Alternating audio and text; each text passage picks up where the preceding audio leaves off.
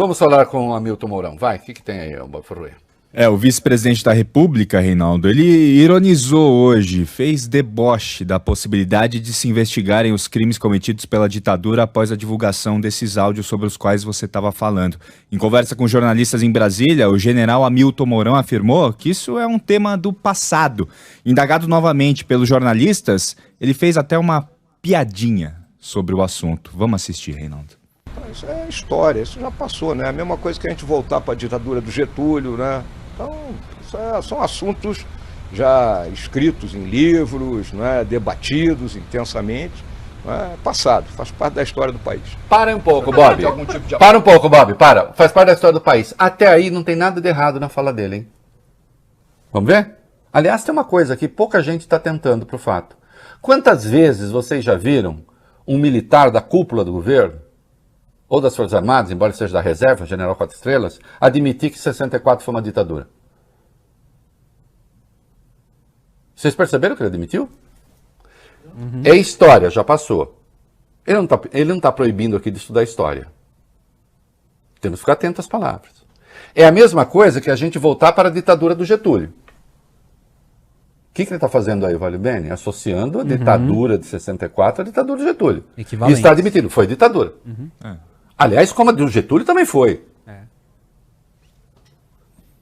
Eu, aliás, já escrevi, já disse aqui, eu lamento que o Getúlio Vargas do Estado Novo tenha sido, de algum modo, um pouco apagadinho da história do ponto de vista ideológico. Porque depois teve o Getúlio Democrático, que se mata, e aí, então, a morte foi consequência do Carlos Lacerda, da extrema-direita. Mas o Getúlio do Estado Novo, o seu governo torturou e matou mais do que a ditadura militar.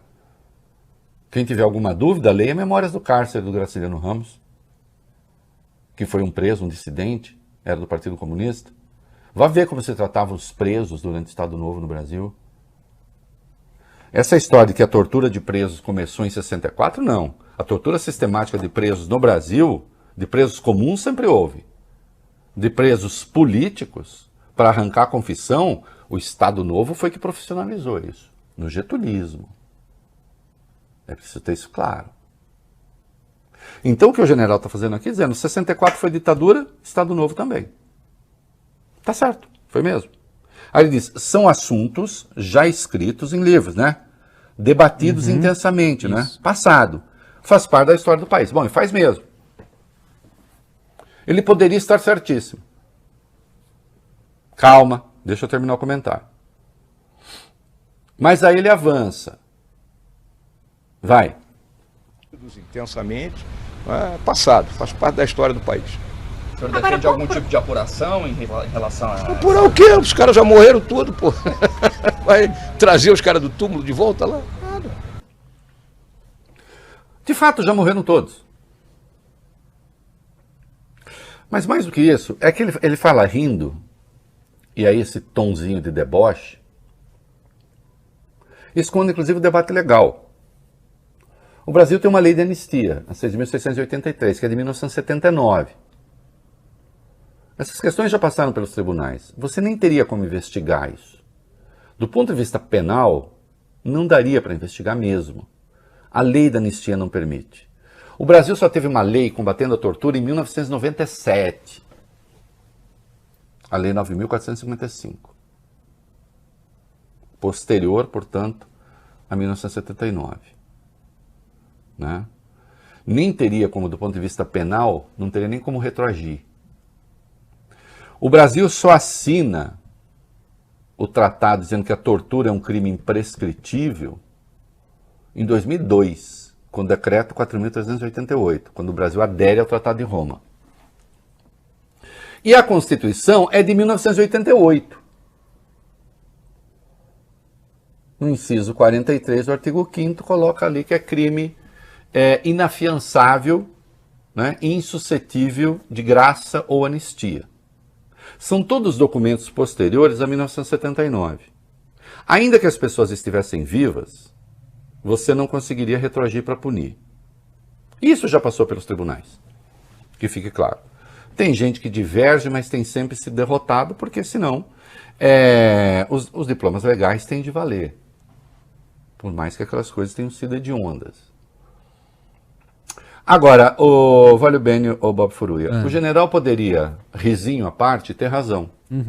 Mas a gente precisaria ter um presidente que não fica fazendo proselitismo golpista.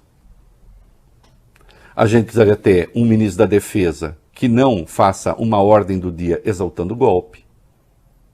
A gente precisaria ter militares que não ficam aí nos bastidores conspirando.